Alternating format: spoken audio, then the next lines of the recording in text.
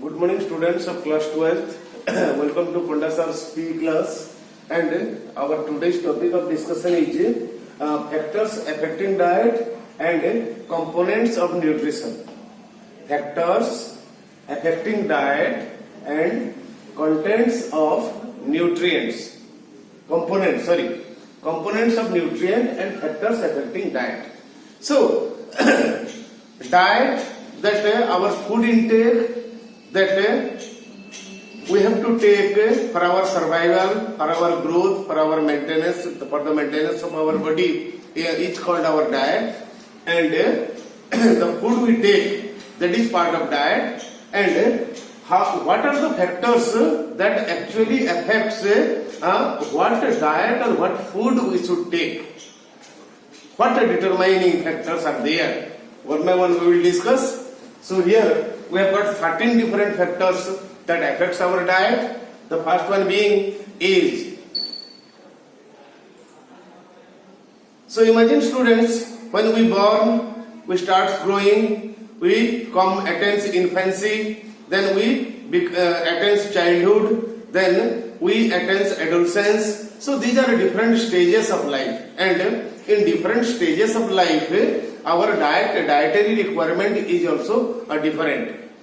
For example, for strong bones, etc., we need more calcium intake in our diet in the form of milk when we are small child. And to meet our growth pattern, we need more and more protein-rich food when we are adolescent. But when we attains the old age, that time we need less protein, more roughage, more fiber-rich food. So, this is how age affects our dietary pattern. Then gender. Gender here consists of males and females. So, as males and females, their body structure is different, and you know that after attaining puberty, the females they need more iron-rich food. That is their requirement. So, in this way, gender is a factor that affects our diet pattern. Then workout or profession. So, there are some people who do more manual work and less mental work. There are some people who do more mental work and less manual work, like we teachers. So, the diet pattern also differs here. And if you are doing more manual work, you need more carbohydrate, more fats. On the other hand, if you are doing some mental work or some work that doesn't involve any physical activities, more physical activities, so you don't need the intake of more carbohydrate or fats. So then the next factor is body weight. The weights also bring difference to diet. Overweight or obsessed people. So yes, you see, nowadays it has become a very common disease that even in class 4 or 5 you will find children who weighs more than 60 or 70 kilos. This is obesity or case of overweight. So such people, they must not take much of junk food or fat rich food, because that would increase their problem. On the other hand, children who are suffering from malnutrition, they should concentrate on diet which will fulfill all their nutritional requirement. Then specific sports diet. So you see, as students of PE, you know there are different types of sports. Some sports involve more physical activities. Some sports need more action of legs. Some sports need more action of hands. Some sports needs more action of our hip or body or shoulder. So it differs in different sports form. So accordingly, our dietary pattern also changes. That is specific sports diet. Then sufficient roughage. Next point is sufficient roughage. Roughage, it is something quite unwanted that is present in our food. that our body never assimilate the roughage present in our food. Those are fibers, and their simple function in our body is to help to eliminate or to discrete all the unwanted things from our body. So more is the presence of roughage in our food, then the easier would be the process of discretion.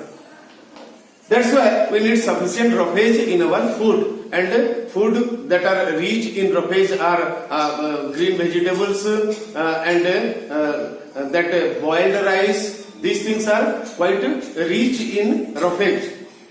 Then pregnant or feeding mother who is yet to give birth to a baby, that means she has conceived but yet to give birth, or mother who is feeding her baby with her breast milk. So they are special cases, and according to their requirement, again the pattern of nutrition, pattern of food changes during health problem. So we never remain always healthy. Sometimes we fall sick and we need the prescription of doctors. That time, according to our sickness, the doctor advises to change our food pattern. That is, one, our health is a determining factor that determines what our food should be. Then seasonal food. Seasonal food is the best thing. That means nowadays technology has developed and everything we can get throughout the year. But there is a particular season when a particular thing is naturally produced. Like winter, most of the vegetables are best produced in the winter season. So it is always best, because if the food is seasonal, then it is highly rich, its nutrition value is very high. Then the food, those are stored or packed in tin packets. Then climatic condition. Food in climatic condition also differs. Like suppose people who are living far away from the equator, like that of Greenland, so then they need different types of food, and people who are living around the equator, they need different type of food. So that is also climatic condition. Food means suppose it is winter, the climate is very cold, we need a different type of food like soups. And in summer, hardly we need soup. Then natural diet.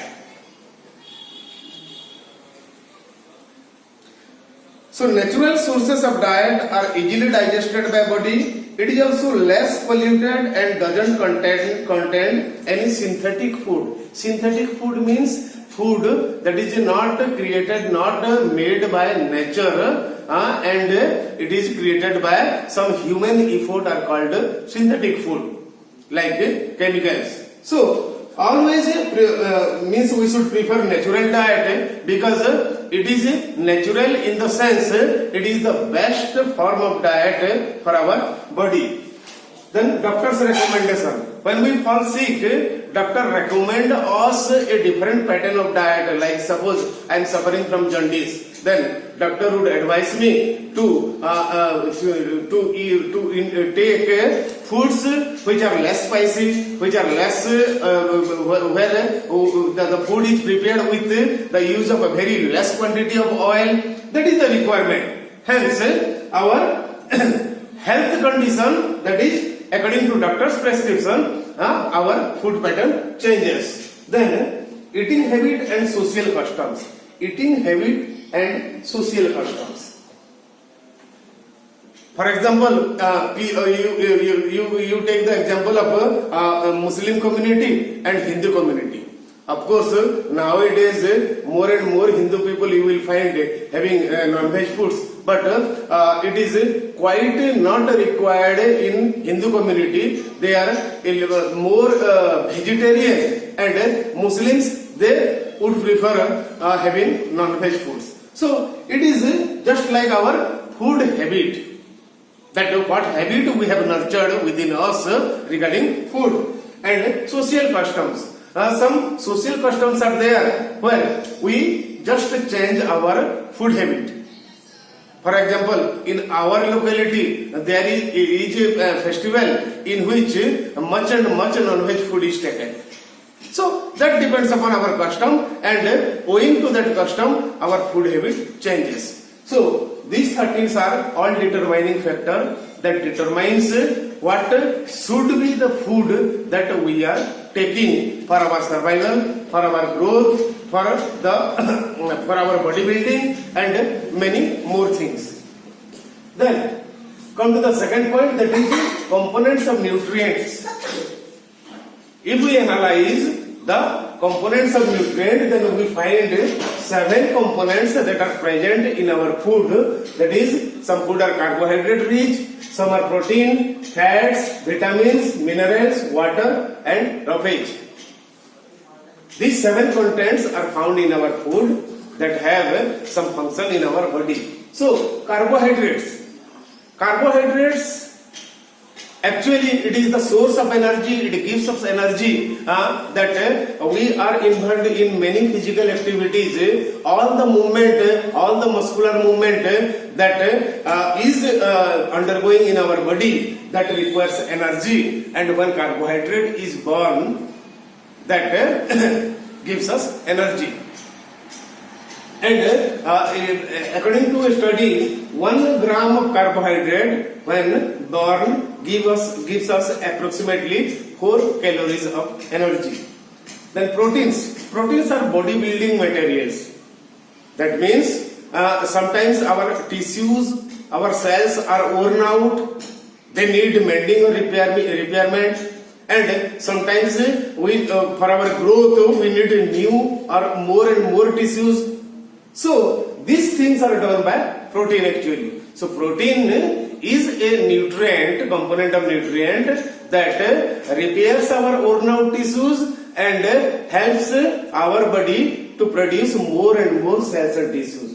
So the third requirement is fat. Fat is also energy giving nutrient or component of nutrient, but the difference between carbohydrate and fat is that fat is more condensed or concentrated in nature. Like 1 gram of fats when born gives us approximately 9 calories of energy, whereas 1 gram of carbohydrate when born out gives us approximately 4 calories of energy. So fats that is stored in our body just below our skin, and in time of emergency where we don't get we are in need of some sources of energy, then the fat burns out and gives us energy. It can be stored, but the carbohydrate cannot be stored. That's why we have to take carbohydrate food more frequently and fat rich food less frequently. Then comes vitamin. Vitamins actually works out with our immune system. Our body has got an immune system that protects our body from foreign invasion. So vitamin, actually there are many vitamins, and we will go in detail through the vitamins in our later chapters. But it helps to boost up our immune system, vitamins. And our body needs a certain amount of vitamins regularly with our foods. And some foods that are very rich in vitamins are fruits, vegetables. They are very, very rich in vitamins. Then minerals. They are micronutrients. They are required very less in quantity, like calcium, like phosphorus.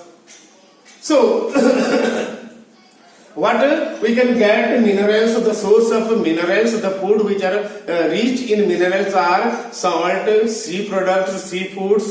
These things are more rich in minerals. Some fruits are also rich in minerals. Water. Water helps to boost up our circulatory system. It helps to supply different components to the different parts of our body, and it more importantly, the water maintains the temperature of our body. So being a hot-blooded animal, means organism, our body temperature never changes with the climatic temperature. That's why some component there must be in our food that would control the internal temperature of our body, and that is water. Then roughage, I have already told you, roughage has no practical use in our body. It only helps in excretion. So it helps, it boosts up our excretory system, and along with our food, anything that is not required by our body is excreted, and it is roughage that makes the process of excretion simpler. So this is all about factors affecting diet and components of nutrient. Tomorrow or in our next class we will continue with that. Thank you and have a nice day.